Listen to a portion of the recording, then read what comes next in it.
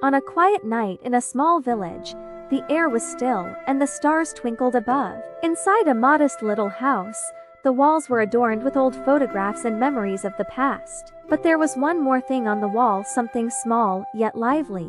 A little gecko, with its tiny feet, clung to the wall. It was so silent, moving slowly across the surface as if it was a shadow itself.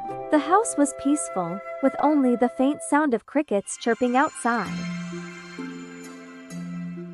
As the night deepened, the little gecko suddenly stopped. It seemed to be listening to something, a faint sound that grew louder. The gecko's tiny head turned, and its eyes glinted in the dim light. Then, the familiar tune began to echo in the stillness.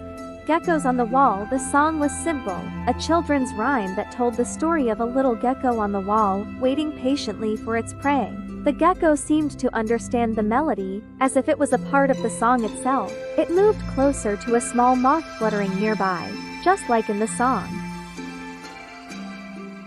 With a swift and silent motion, the gecko struck. Its tiny tongue darted out, catching the moth in midair.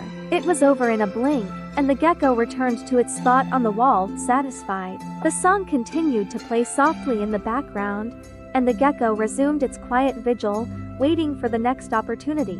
The night was still, but the little gecko had its own rhythm, a quiet dance on the wall, guided by the ancient song that every child in the village knew.